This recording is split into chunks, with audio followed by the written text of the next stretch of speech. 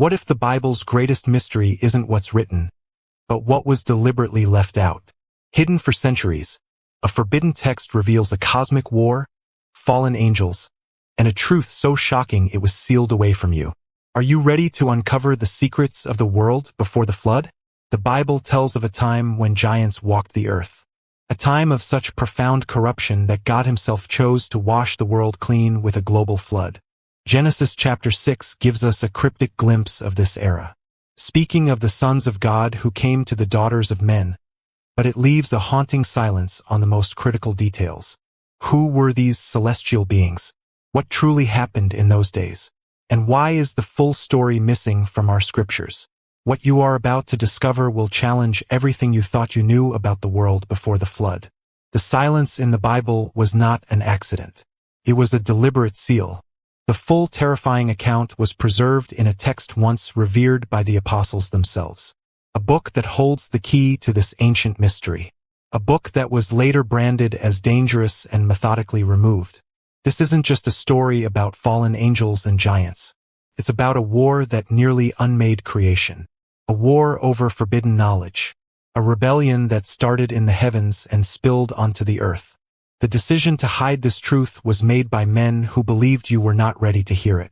They feared it was too complex, too terrifying for a fragile faith.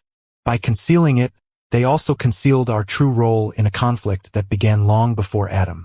If you have ever felt that there are parts of the Bible that are left unsaid, that there are deeper truths waiting to be uncovered, then you are in the right place. Stay with me on this journey. And if you are ready to seek the answers that have been hidden for centuries, make sure to like this video and subscribe because what we are about to reveal was never meant to be forgotten. The story of the flood in Genesis is one of judgment. But what if the reason for that judgment is far more complex than we've been told? The scripture is strangely brief. It introduces the sons of God in Genesis 6 verse 2 and by verse 5, the world is so wicked it must be destroyed. What happened in between? The Bible gives us the cause and the effect, but it leaves out the heart of the story. It's a silence so profound it feels intentional. A crucial chapter seemingly torn from the pages of history. But the clues are there, scattered in places we rarely look. Consider the Book of Job, one of the oldest texts in the Bible. God asks Job, "Where were you when I laid the foundation of the earth? While the morning stars sang together, and all the sons of God shouted for joy." Job 38 verse 47. Think about what this means. The sons of God were present at the creation of the world. They existed before Adam. This single verse shatters the common interpretation that they were merely righteous men from the line of Seth. They were something else entirely, something older. This revelation opens a door to a staggering possibility. The events in Genesis 6 were not the beginning of a new sin, but the continuation of an ancient war, a conflict that began in the heavens long before the Garden of Eden was ever planted. What if the story of humanity is not the first story, but a new front in a cosmic struggle that had been raging for eons? And what if the account of that struggle was deliberately set aside? The question then becomes, why? If a detailed record of this heavenly rebellion and its catastrophic spillover onto earth existed, why is it not in our Bible? The truth is such a record does exist. It was known, read, and even quoted by the early apostles. A book so detailed, so revealing that early church fathers deemed it too dangerous for the faithful. They believed they were protecting you. But what they were really doing was hiding the key to one of the Bible's greatest and most terrifying mysteries. That silenced account, it wasn't lost to time. It was preserved in a book so ancient, it is said to have been written by the man who walked with God and was no more. A text known to Jewish tradition and the early church as the Book of Enoch. This isn't just another ancient scroll. This is the eyewitness testimony to the events Genesis only hints at. It reads like the missing chapter of Genesis chapter 6, providing the names, the motives, and the terrifying specifics of the fall. Where Genesis states, "The sons of God came down." The Book of Enoch gives us their title, the Watchers, a class of celestial beings assigned to observe and protect humanity. It names their leader, a powerful angel named Samjaza, who led 200 of these Watchers in a pact, a sworn conspiracy to defy God's command. They abandoned their heavenly post not just for lust, but to impart forbidden knowledge, secrets of heaven that humanity was not yet ready to receive. This is not some fringe theory. The proof of this book's importance is hidden in plain sight right within the pages of your New Testament. The Apostle Jude, in his short but powerful letter, directly quotes from the Book of Enoch. He writes of the false teachers, saying, "Enoch the seventh from Adam prophesied about them. See, the Lord is coming with thousands upon thousands of his holy ones to judge everyone." Jude 1:14-15. This is a direct quote from Enoch 1:9. Think about the staggering implication. The apostles and the early believers read Enoch. They considered it scripture, a prophetic voice worthy of being quoted alongside the Old Testament prophets. So the question we must ask is not whether this book is relevant. The question is, if it was revered by the apostles, why was it deliberately set aside? Why was this detailed account of the war before the flood removed, leaving us with only the cryptic summary in Genesis? The answer reveals the decision made by men who feared this truth was too powerful for you to know. The decision to remove Enoch from the canon was not made lightly. It was a choice born from fear, a fear of what the book truly reveals. It describes a world before our own, a primordial order in the heavens. Long before Adam was formed from dust, the celestial realms were populated by ranks of angelic beings, each with a divine purpose. Among them were the Watchers, the Gregori, a powerful class of angels assigned a sacred duty to watch over the fledgling creation of earth and guide humanity from a distance. They were guardians, not gods, protectors, not participants. But pride took root in the heart of their leader, an archangel named Samjaza. The Book of Enoch recounts a specific moment, a conspiracy sworn upon Mount Hermon. It was here that 200 of these celestial princes made a pact, a binding oath to defy God's highest command. They would descend to earth, interfere directly with mankind, and take what was forbidden. This was not a moment of weakness. It was a calculated, organized rebellion, a mutiny in heaven that was about to spill onto the earth. And the account in Genesis is but the briefest summary of the resulting catastrophe. What they offered humanity was not just companionship. It was forbidden knowledge, secrets of heaven that mankind was never meant to possess. The Book of Enoch lists them with chilling specificity. Azel taught men the art of war, how to forge swords and shields. Others taught the roots of sorcery, the reading of the stars, the signs of the moon, and the art of deception through cosmetics and enchantments. They were systematically corrupting creation, twisting God's gifts into tools of pride, violence, and rebellion. This is the origin of the profound wickedness that Genesis describes. It was a contamination, a spiritual poison injected directly into the human race by its former guardians. And this is the secret that changes everything. The temptation in the Garden of Eden was not the first assault on humanity. It was merely the second front in a war that had already begun. Adam and Eve were not born into a peaceful world, but onto a spiritual battlefield where the enemy had already established a foothold. The story of the Watchers is the missing prequel to all of human history. A truth so profound and so terrifying that early church leaders decided it was better to hide the details of the war than to risk explaining its true scale to the faithful. They chose silence, leaving humanity to wonder what truly happened in the days before the flood. The traditional story you've been told is simple and perhaps safer. It teaches that the sons of God were the righteous descendants of Seth and the daughters of men were the unrighteous line of Cain. Their union created a world of human wickedness corrected by the flood. This interpretation keeps the conflict on a human level. It contains the problem of sin neatly within the confines of mankind's own choices. It is a story of human failure and divine judgment, a clean narrative. But is it the whole truth? The account in the Book of Enoch shatters this simplified view. It reveals that the corruption was not merely human. It was a cosmic invasion, a deliberate act of celestial treason that infected the very fabric of God's creation. This truth was far more complex and frankly more terrifying. And for the leaders of the early church, this posed a profound problem.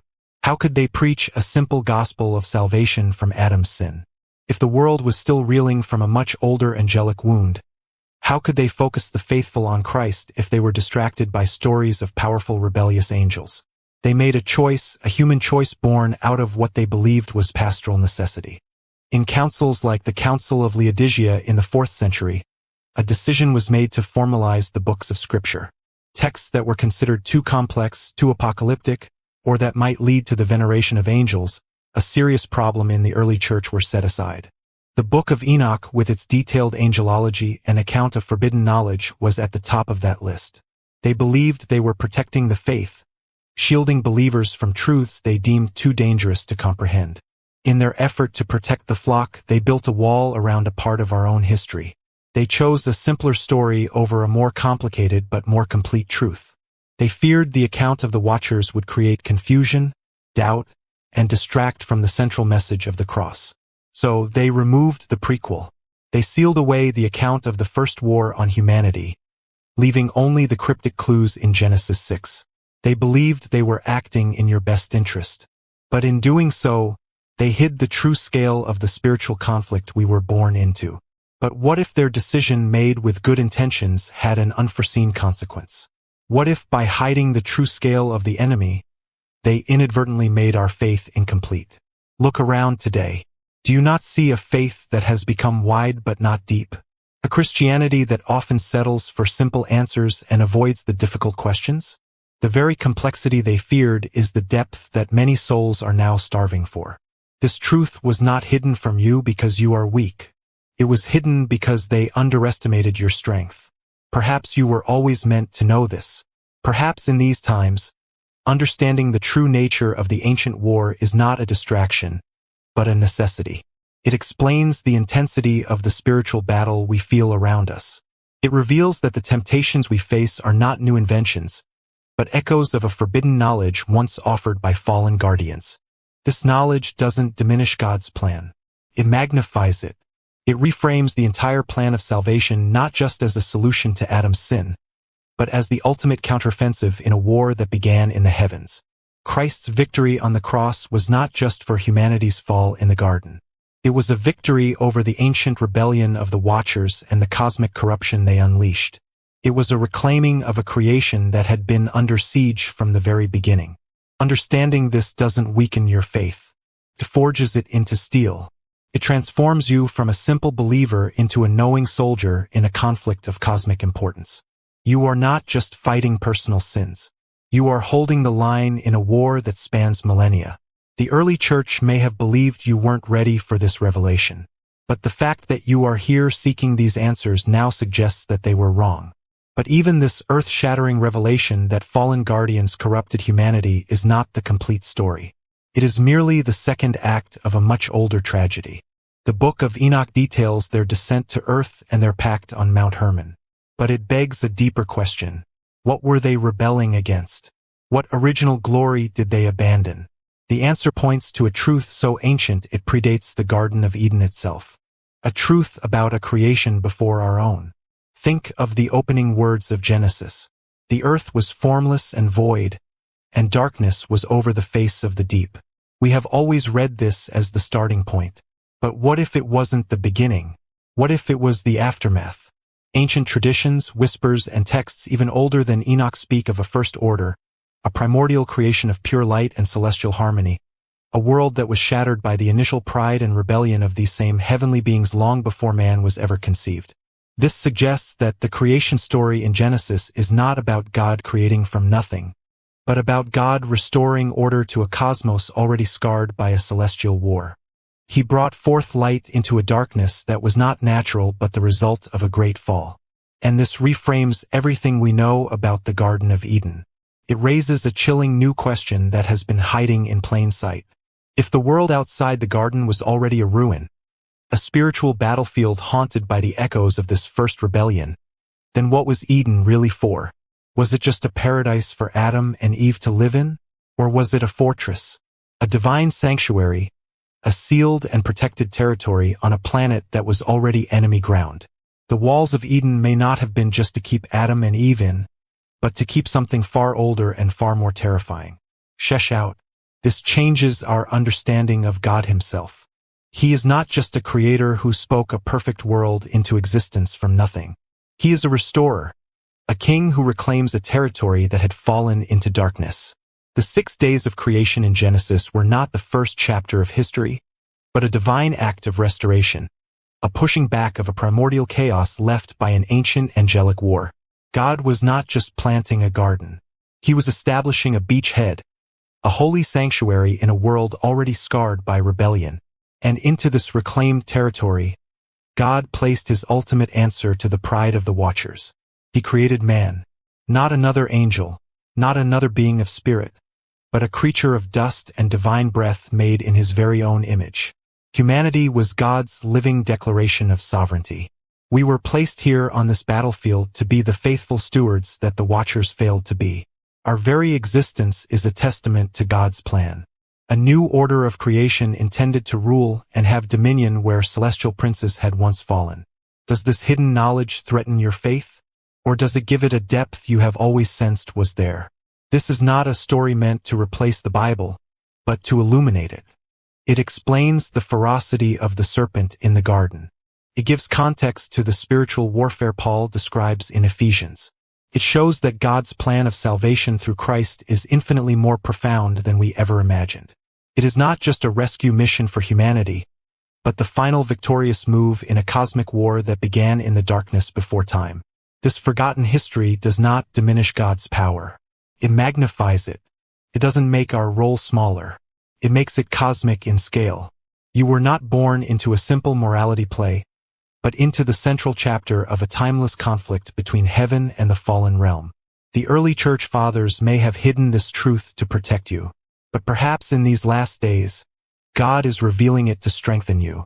Because to know the true scale of the war is to finally understand the true magnitude of the victory that has already been won for you. And this leads us to the final, most profound revelation. A truth that was not just hidden by the church fathers, but is woven into the very fabric of Scripture, waiting for those with eyes to see. The plan of redemption did not begin in the Garden of Eden after Adam's fall. It began before the first day of creation. It was conceived in the heart of God in response to a war that predates humanity itself. The Apostle Paul tells us in Ephesians that God chose us in him before the foundation of the world. Think of the weight of those words.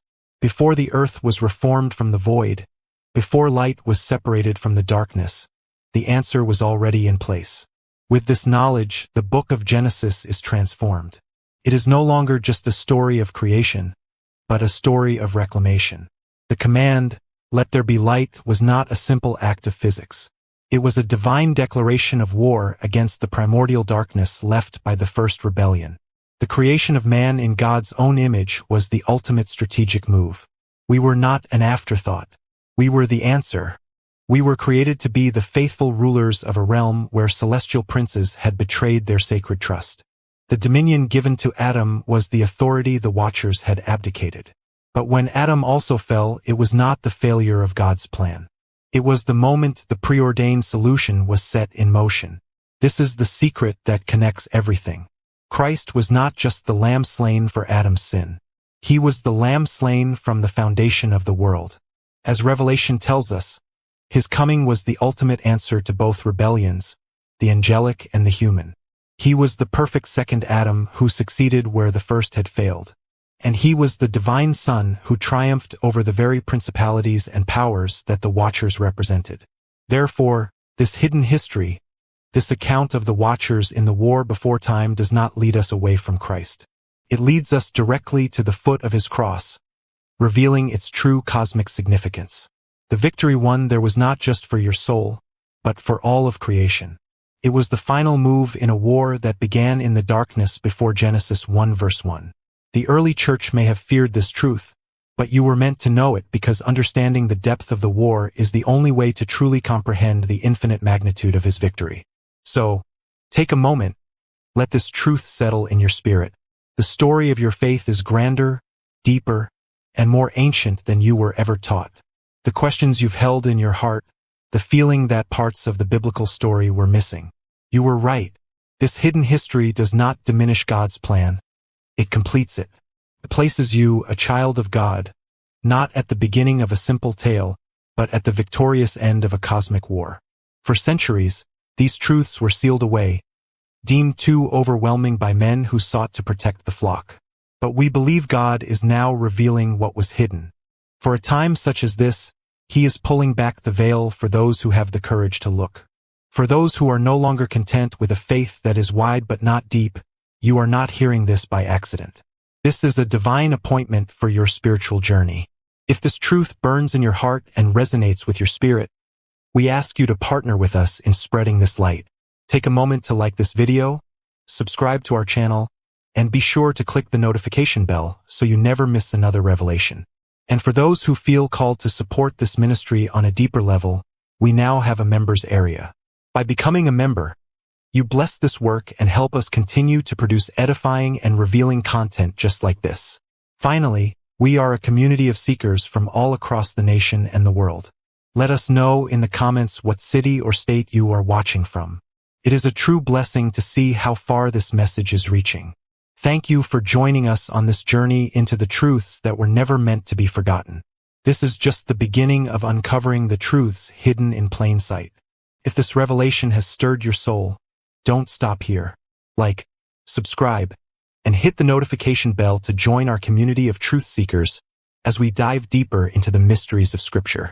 Share this video with someone who's ready to see the Bible in a new light. And let us know in the comments, what part of this hidden history shocked you the most? Together, let's reclaim the forgotten truths and stand firm in the cosmic victory already won.